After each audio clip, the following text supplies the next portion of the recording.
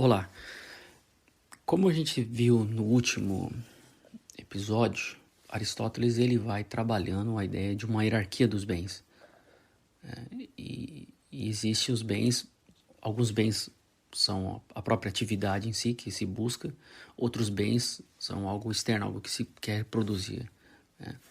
E os bens, existe uma certa relação de hierarquia entre eles. Você busca um bem, porque na verdade aquele bem quando possuído, ou aquele bem quando feito, né, ou você age sobre aquele bem, você está procurando um outro bem, além dele, é outra coisa que vai te fazer bem, e assim sucessivamente. Né? Bom, Aristóteles, ele vai trabalhar essa ideia de bem num primeiro momento, porque ele quer encontrar o que ele chama supremo bem, ou sumo bem, que ele acaba seguindo uma tradição platônica, algo que ele foi influenciado por Platão. Né? Aristóteles ele só muda a abordagem, a forma como esse bem vai ser encontrado, né? Mas elas são bem, conforme a gente vai vendo aqui, eu vou colocar para vocês, elas são bem semelhantes, né?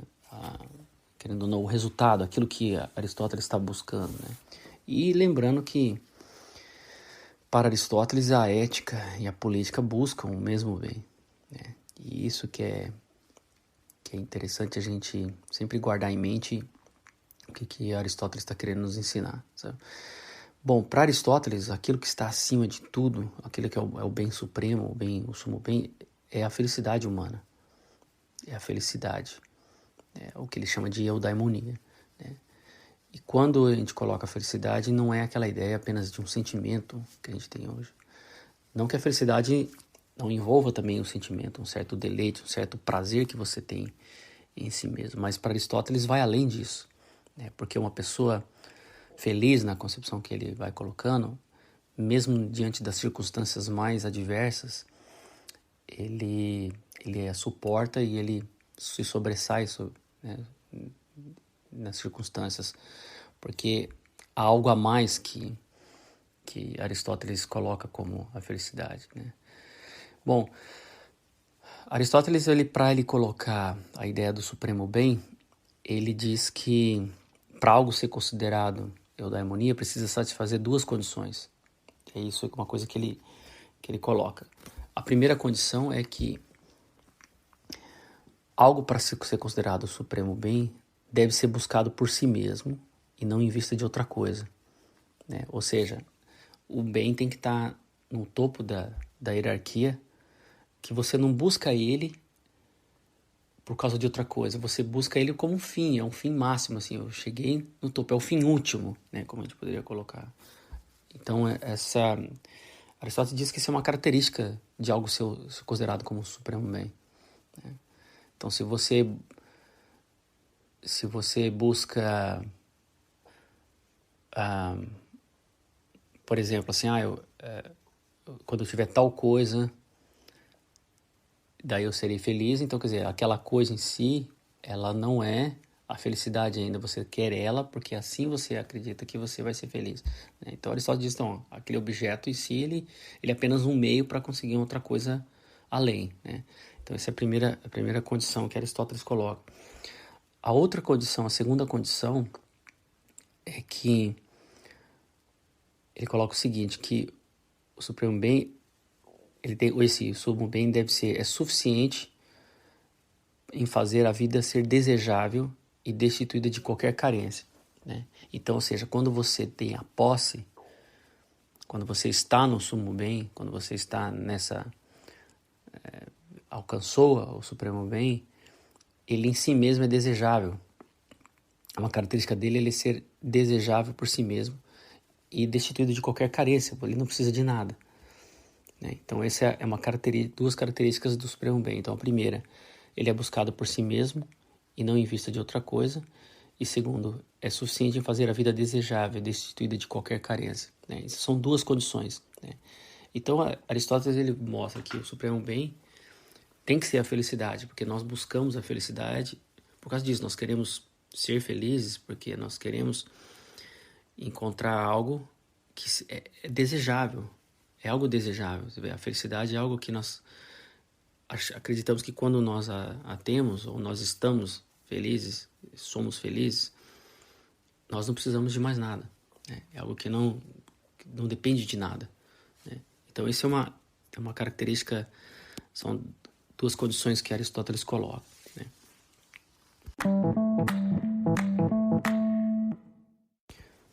Aristóteles, então, para buscar o que é a felicidade, ele primeiro parte do que ele chama opiniões gerais. Isso é um método que Aristóteles coloca para investigar, por exemplo, quando você vai investigar as ciências humanas, e como a ética ou a política, Aristóteles ele sempre parte das opiniões gerais, o que geralmente as pessoas dizem, o que elas pensam sobre algo. E aí ele vai investigando se há fundamento naquilo, né? Isso é o que se chama método dialético, né? É a forma como Aristóteles coloca. Isso ele aprende com Platão e com Sócrates, né? O método dialético é o método da investigação das opiniões, né? É uma forma de investigação dos fundamentos da opinião. Isso é uma coisa que é interessante assim em Platão, que às vezes a gente compreende assim de forma equivocada a dialética. A gente pensa que a dialética é apenas o confronto das opiniões, né? E nem sempre quer dizer que quando duas opiniões estão se confrontando, as duas sejam verdadeiras. Pode ser que as duas sejam falsas, ou as duas estejam um fundamento fraco, porque o que Sócrates ensina com a dialética, que começa com Sócrates,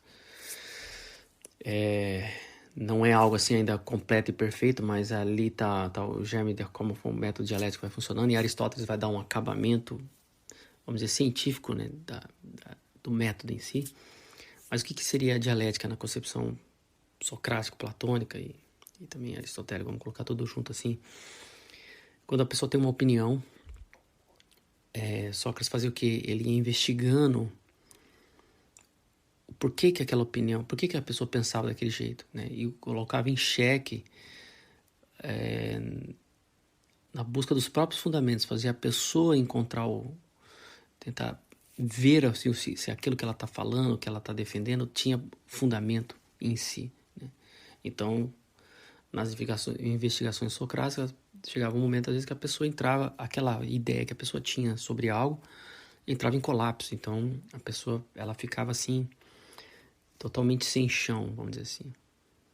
E aí que é o método socrático da maiêutica. A pessoa, ela entrava em colapso, em ruptura, tudo aquilo que ela pensava sobre aquele assunto, sobre aquela ideia, por exemplo, a ideia de justiça. E a pessoa cai no desconhecido, fala, poxa, então eu pensei que eu sabia, agora eu não sei. Então daí a pessoa reconhece a sua ignorância. Aí, o reconhecimento da ignorância gerava, na visão de Sócrates e Platão, é como se gerasse um impulso interior, um impulso pelo saber, é como se despertasse aquilo, porque muitas vezes nós nos acomodamos às ideias. A gente acaba fazendo uma morada nas ideias, a gente habita naquelas ideias, e aquelas ideias, de uma certa forma, nos satisfazem porque nos gera uma certa proteção psicológica, uma proteção emocional.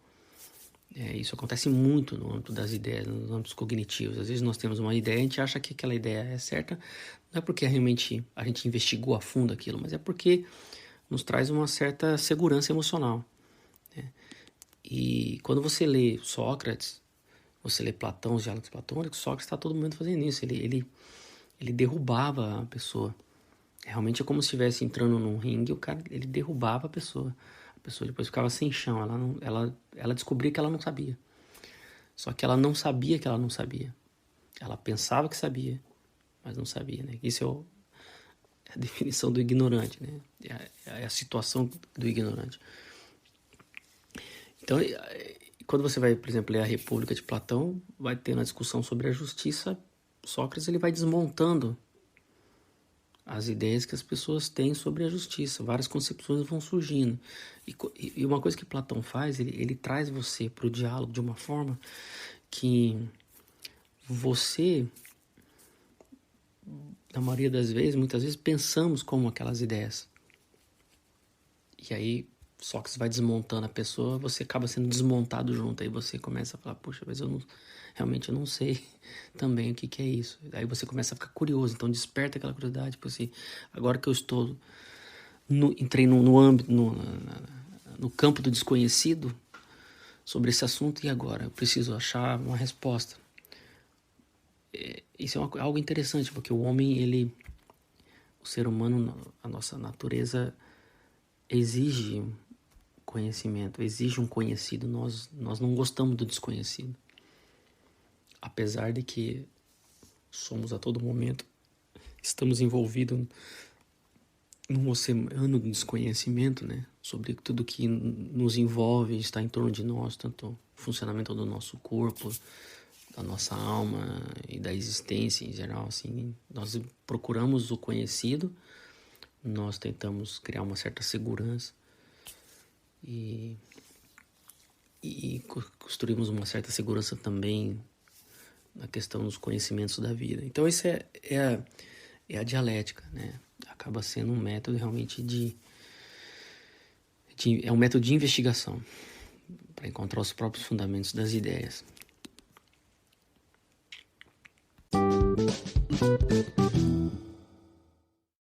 Então Aristóteles ele vai partir de 3 posições gerais que as pessoas têm sobre a felicidade, né? Ele analisando as opiniões dos homens de uma forma geral, ele vê que existem 3 posições gerais assim em relação ao que seria a felicidade. A primeira delas liga a ideia de felicidade com o prazer, que buscar o prazer e sentir prazer ou encontrar o prazer, você seria ser feliz. E para Aristóteles isso ainda não seria o bem assim supremo, a felicidade, porque o prazer, na concepção de Aristóteles, uma vida buscada apenas para o prazer, é uma vida que se iguala aos animais, porque os animais também, de uma certa forma, sentem prazer, né? E isso faz parte de uma característica que o homem compartilha com os animais, que é a vida sensorial, a vida das sensações do corpo, né? O prazer corporal. Aristóteles diz que a vida feliz não está nisso daí, né? Porque o prazer, ele nunca é satisfeito, né? Você busca ele, daqui a pouco, depois ele já desaparece. É assim, busca de novo. Então você começa a viver uma vida de sensação, de buscar a vida de sensação. E esse é o problema.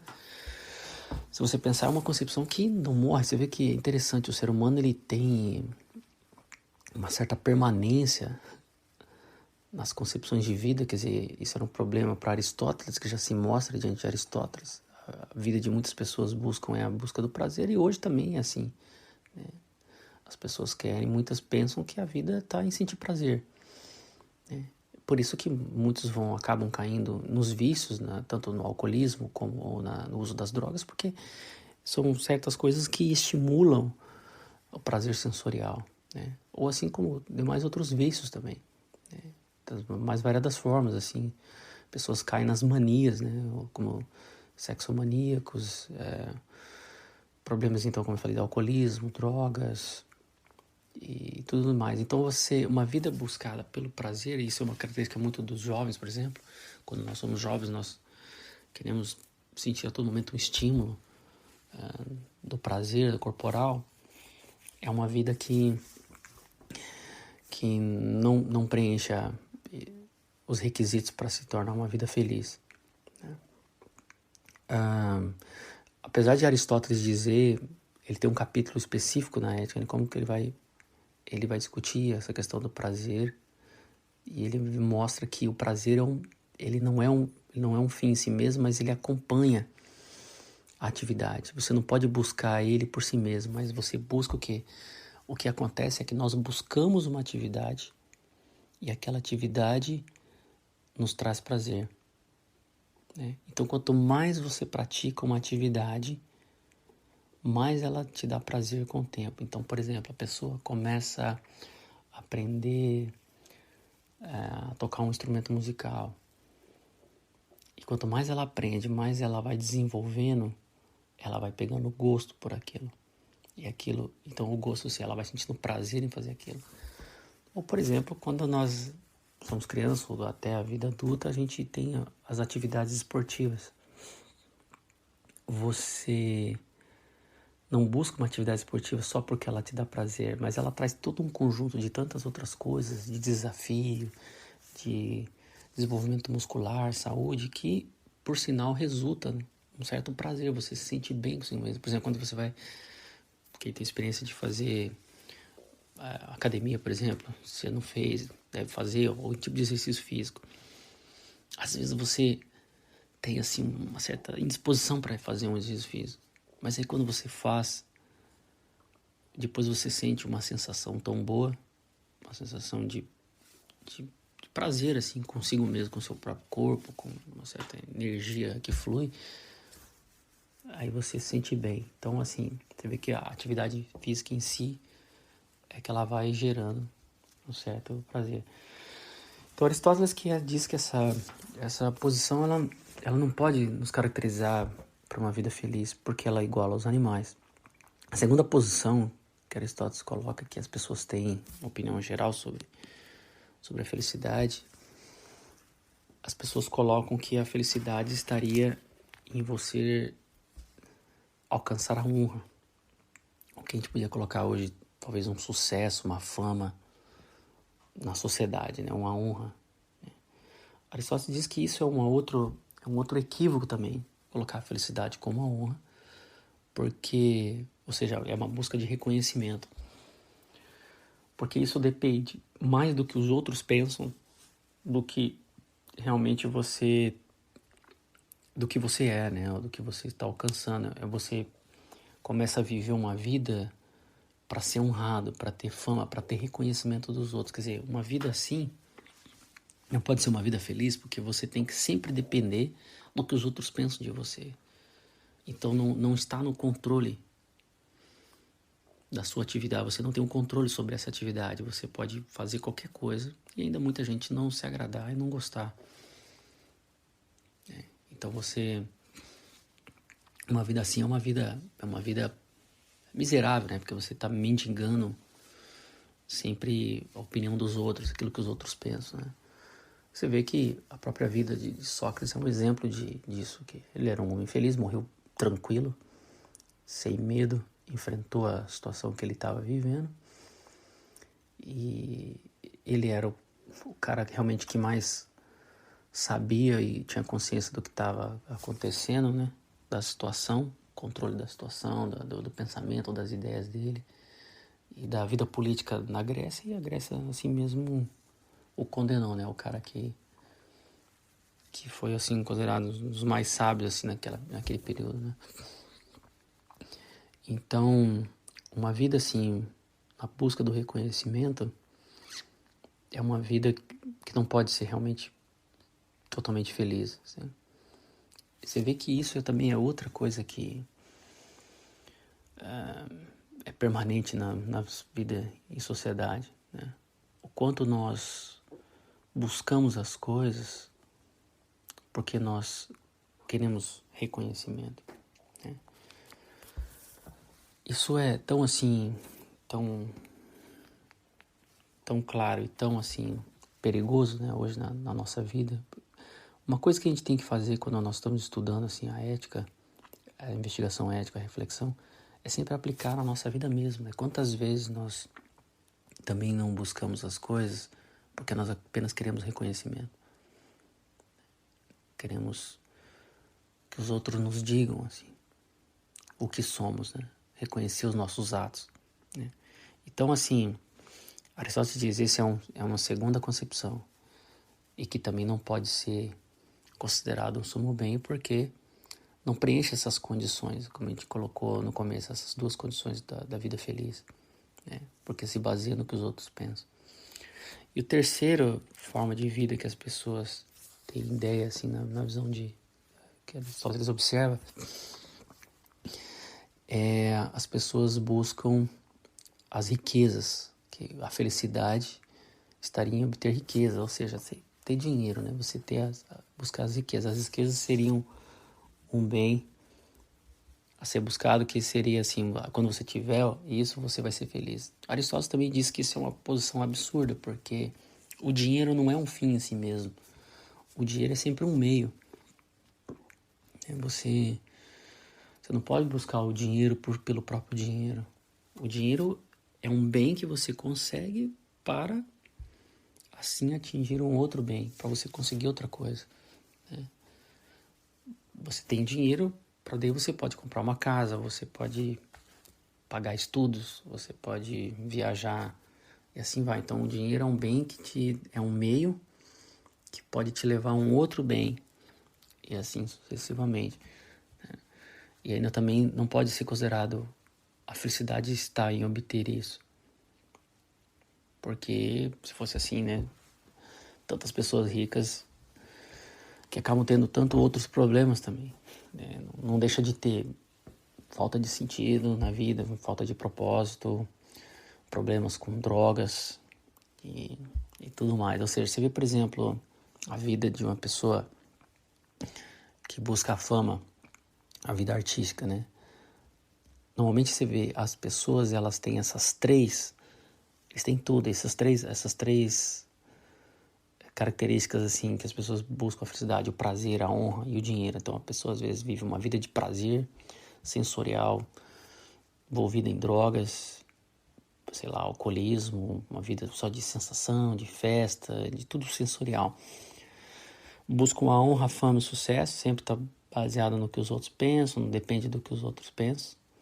E acabam também tendo dinheiro, tendo riquezas, e ainda assim não são felizes.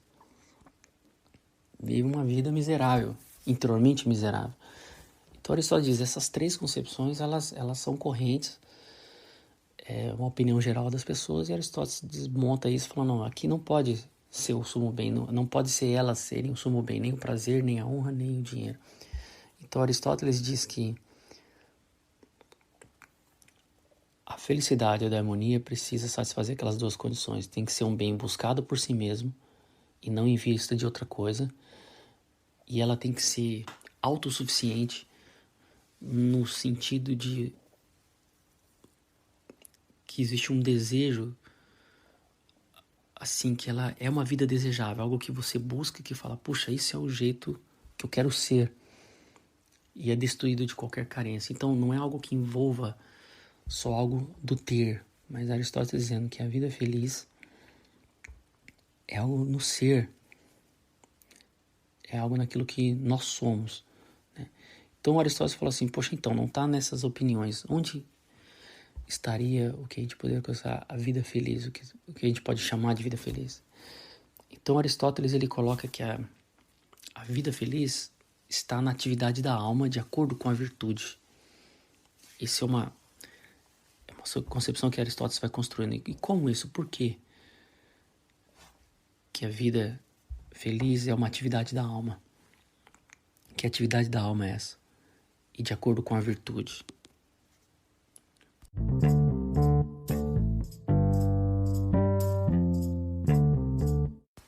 Aristóteles vai mostrar então que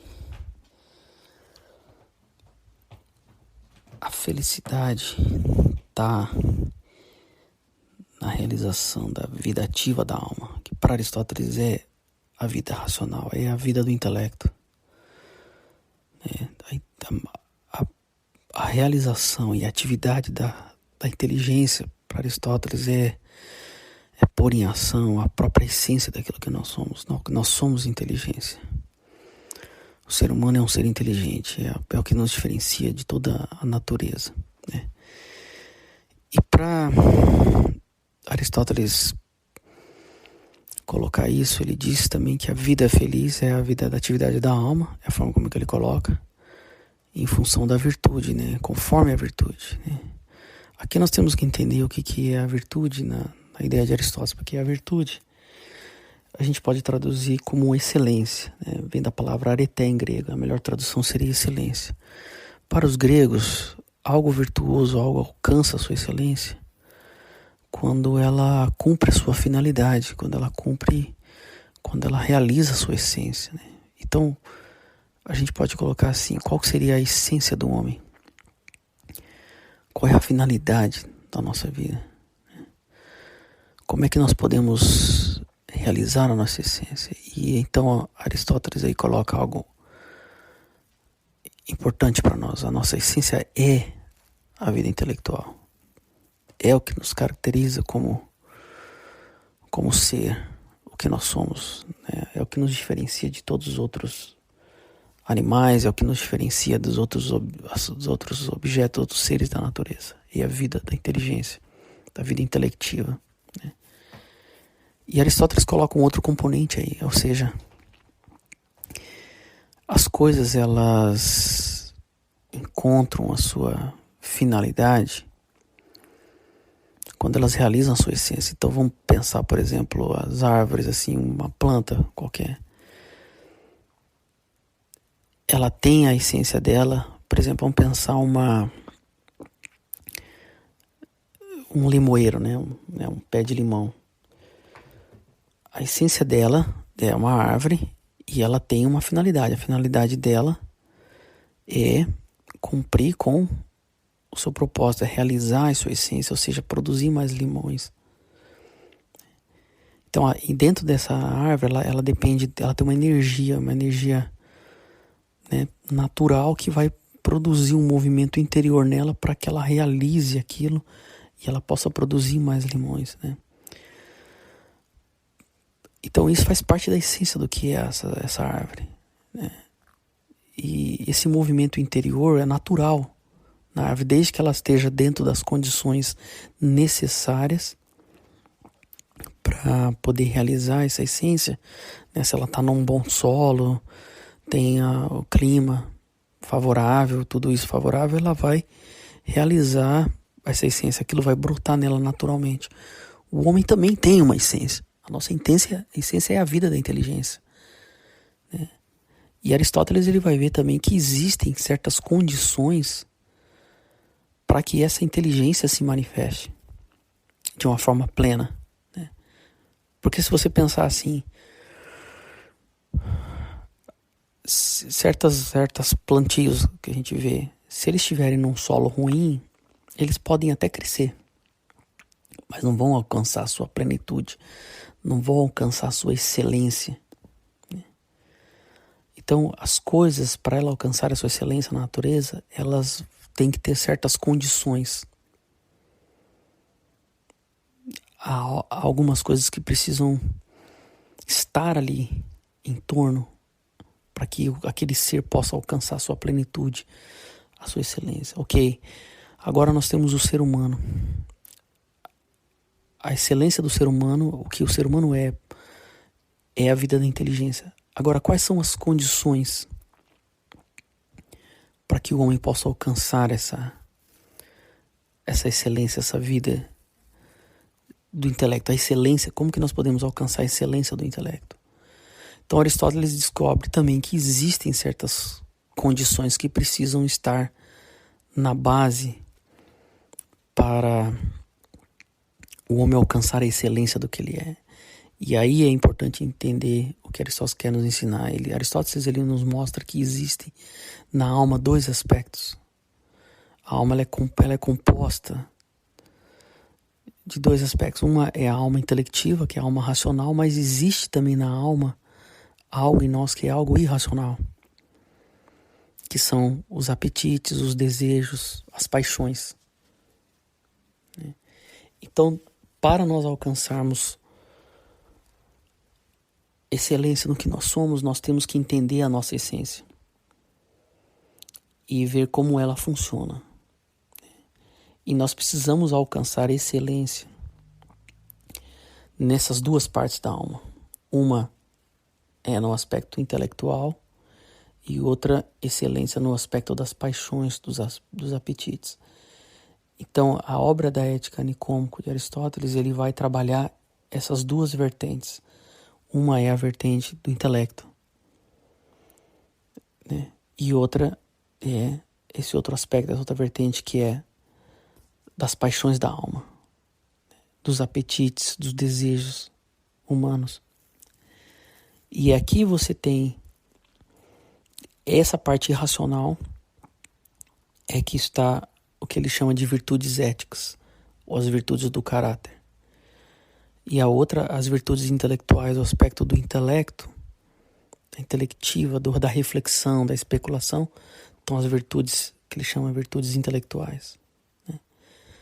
Para Aristóteles, essas virtudes éticas, as virtudes do caráter, são as paixões, os desejos, elas se refletem nos nossos comportamentos, nas nossas ações e nas nossas escolhas. Então, se elas estão, vamos dizer assim, desequilibradas, desordenadas, fora do seu lugar, desajustadas, vai gerar comportamentos, ações humanas, vão influenciar nossas escolhas, o nosso caráter. Vai ser totalmente deformado. E isso, para Aristóteles, acaba atrapalhando também a vida do intelecto, né? Então, Aristóteles ele vai buscar aqui o que, de uma certa forma, Platão colocou, né? Qual é a busca de Platão? Para Platão, existe uma busca da ordem da alma, né? Não é possível o homem ser justo, o homem alcançar a excelência intelectual, na visão de Platão, sem uma ordem da alma. Uma alma desordenada vai gerar também uma sociedade desordenada, uma sociedade política desordenada. Então, se você pensar que o sumo bem que Aristóteles está buscando é a felicidade humana, tudo isso depende, a sociedade política e a vida do indivíduo depende do que? De uma ordem interior da alma. Não é possível ter uma vida feliz, na visão de Aristóteles, na visão de Platão, sem uma vida de uma ordem interior. Tem que haver uma ordem interior. Então essa ordem interior depende de certas virtudes estarem habitando na nossa alma e sendo trabalhadas diariamente no ser daquilo que nós somos. E também tem que haver um trabalho também do intelecto. Então essas duas coisas têm que ser trabalhadas na visão de Aristóteles. E elas não é um trabalho que acontece da noite para o dia, né? Aqui você tem a famosa frase de Aristóteles, que ele diz que assim como uma andorinha não faz verão, um só dia não faz um homem feliz. Ou seja, se nós pensarmos a felicidade como a realização plena do ser, como a gente colocou nos outros episódios, para isso ser alcançado depende de um trabalho diário, constante, né? Tanto no meu caráter, tanto nas minhas paixões, na minha alma, nos meus desejos, como também um trabalho intelectual. Então, o intelectual depende do estudo. Leva tempo você aprender, você desenvolver o seu intelecto, o seu pensamento lógico, o seu raciocínio. E o trabalho da alma no aspecto irracional, que é os desejos, paixões, a vontade, as escolhas, isso depende do quê? Do hábito. Então você criar o hábito de desejar as coisas de forma correta, ou sentir as paixões, também leva tempo, mas é um trabalho do hábito, é um trabalho diário, né? Então Aristóteles diz o seguinte, que isso é uma coisa que Aristóteles deixa claro pra gente, uma vida intelectual plena, de atividade intelectual, de reflexão, depende de um trabalho também de hábitos no caráter, né? Porque o que a gente tem hoje muito, a gente observa assim na vida das pessoas em geral, na vida dos acadêmicos, às vezes você tem pessoas muito inteligentes na vida racional, no raciocínio, mas na sua alma, o seu caráter mostra pessoas totalmente destruídas, totalmente desajustadas. Aristóteles diz que as duas coisas têm que ser trabalhadas, porque a verdadeira vida do intelecto, ela só vai alcançar a sua plenitude quando o caráter, as virtudes éticas tiverem também sido trabalhadas com um hábito, um trabalho diário, constante, né? São duas coisas que nós temos que trabalhar e duas coisas que Aristóteles quer nos ensinar, né? Então o livro 2 ao livro 4, ele vai trabalhar as virtudes éticas. Ele vai trabalhar a coragem, a temperança, né? As virtudes da magnificência, uma pessoa magnânimo também é uma outra virtude que ele chama de a grande alma, né? Em inglês eles colocam the great soul. A liberalidade, a questão com o dinheiro, são tudo coisas que envolvem virtudes do caráter, virtudes que envolvem as nossas paixões, a nossa interioridade. E depois, o livro 5, ele vai trabalhar a justiça, que é é como se fosse a virtude completa, né? Que você só pode ser justo quando você tem todas essas outras virtudes também. Então nós temos que construir o nosso caráter. O caráter vai ser a condição, a base para se construir a vida intelectual. Uma vida inteligente e plena, né? Para Aristóteles não há como alcançar a plenitude da inteligência sem ter uma base na plenitude do caráter, construir uma vida plena, ajustada, equilibrada no caráter. Isso são coisas que estão trabalhando constantemente Aristóteles. Isso ele pega de Platão. Então é a ideia da ordem da alma. Então essas são duas coisas que eu quero colocar nessa última parte, que a gente tem que entender em Aristóteles. Né? E aí nós vamos começar a estudar o livro 2, que é trabalhar as virtudes, o que Aristóteles quer nos ensinar. Né? E aí vai ver a importância do hábito em Aristóteles. Então nós nos tornamos justos, diz Aristóteles, quando nós praticamos atos de justiça. Então isso são coisas que nós vamos estudar. Nós nos tornamos corajosos. Ninguém nasce corajoso, nós nos tornamos corajosos praticando atos de coragem.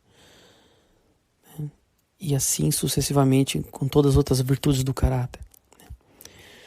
Isso é a ética, isso é a investigação ética para Aristóteles. É refletir sobre essas virtudes, porque elas são importantes, porque elas fazem parte daquilo que nós somos, tem que fazer parte daquilo que nós somos, e assim nós vamos construir uma vida feliz. A vida feliz é, como Aristóteles coloca, é a vida conforme a virtude. E as virtudes que ele quer trabalhar, que ele quer mostrar pra gente, são as virtudes do caráter e a virtude do intelecto. Tá ok? Então, eu quero deixar isso para vocês pensarem sobre isso. E assim, no próximo episódio, a gente vai começar a estudar o livro 2. Então, um abraço, tenham uma boa semana.